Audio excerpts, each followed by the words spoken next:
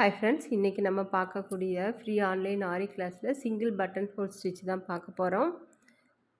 First வந்து 2 line வரைஞ்சிட்டு 2 நூல் எடுத்து தான் போடணும். 2 நூல் சில்க் த்ரெட்டில் எடுத்துட்டு எப்போ லாக் கொடுப்போம் இல்லையா, அதே மாதிரி லாக் கொடுத்துட்டு அந்த மேல் கோட்டுக்கு நேராக போயிட்டு கீழே ஒரு சிங்கிள் அந்த குத்துறம் பார்த்திங்களா, அதுக்கு நேராகவே இழுத்தோம்னா டைட்டாக இழுக்கும் போது அந்த நூல் வந்து டைட்டாகிடும். பக்கத்துலேயே ஒரு குட்டி லாக் கொடுத்துட்டு அப்புறம் மேலே இருக்கிற கோட்டில் போய் எடுக்கணும் நம்ம.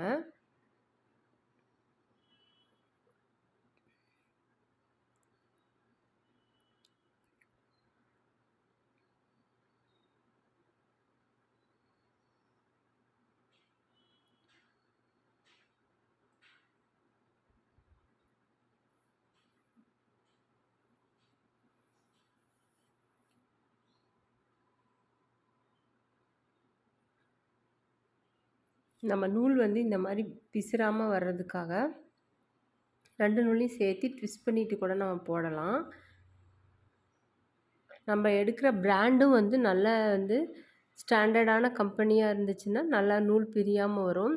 சும்மா இந்த லோக்கல் கம்பெனி பிராண்ட் நூலாக இருந்துச்சுன்னா கொஞ்சம் இந்த மாதிரி பிசுறு வர செய்யும். ஒரு 2 குத்து குத்தும் போதே அந்த நூல்லேருந்து த்ரெட்டெல்லாம் பிரிய ஆரம்பிச்சிரும். அதனால் வந்து த்ரெட்டை நல்லதாக பார்த்து செலக்ட் பண்ணி வாங்குங்க. இதோட நான் லாக் கொடுக்குறேன்.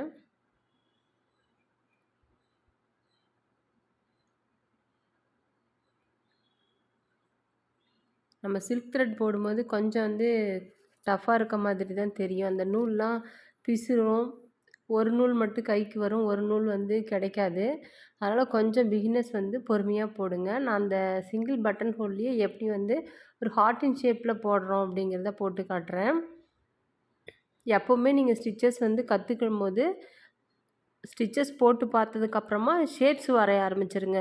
தாமரைப்பூ, இந்த மாதிரி வாத்து, அந்த மாதிரி யானை, இந்த மாதிரி என்னென்ன பிக்சர்ஸ்லாம் உங்களுக்கு தெரியுதோ அதில் வந்து நீங்கள் அவுட்லைன் போட்டு போட்டு பழகுனீங்கன்னா தான் அந்த வளைவுகளுக்கு தகுந்த மாதிரி உங்கள் கை அசைவுகளும் கரெக்டாக வந்து பெண்ட் ஆகி ஸ்டிச்சஸ் எடுக்க முடியும். அதனால் வந்து நிறைய குட்டி குட்டியான டிசைன்ஸ் போட்டு போட்டு ப்ராக்டிஸ் பண்ணுங்கள்.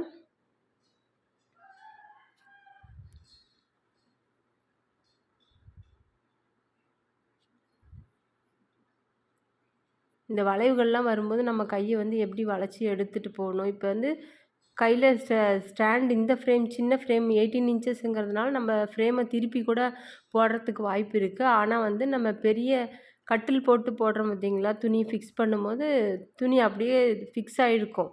நம்ம எந்த பக்கமும் நவரவும் முடியாது. நம்ம கை மட்டும்தான் வந்து ரொட்டேஷன் ஆகிட்டே இருக்கும். அந்த வளைவு சுழிவுகள்லாம் இந்த மாதிரி சின்ன ஆரம்பமே போட்டு சின்ன சின்ன டிசைன்ஸ் போட்டு பழகும்போது நம்மளோட கை அந்த வாட்டத்துக்கு பழகிருச்சுன்னா நமக்கு அந்த பெரிய பெரிய டிசைன்ஸ்லாம் போடும்போது ஈஸியாக இருக்கும். அதனால தான் பிகினர்ஸ் வந்து நல்லா போட்டு ப்ராக்டிஸ் பண்ணுங்கன்னு நான் சொல்கிறேன்.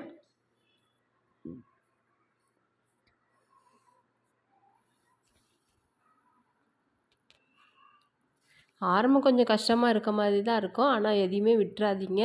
ப்ராக்டிஸ் ஆக ஆக தான் நம்மளுக்கு வந்து அந்த ஃப்ரீ ஃப்ளோவாக வந்துகிட்டே இருக்கும். ஸோ நல்லா எல்லாருமே வந்து சந்தோஷமாக ஹாப்பியாக போடுங்க. என்னோடய சப்ஸ்கிரைபர் எல்லாருமே ஒவ்வொருத்தரும் ஒவ்வொரு டிசைனருங்கிறத மறந்துடாதீங்க. மனசில் வச்சுக்கிட்டு நல்லா ப்ராக்டிஸ் பண்ணுங்கள்.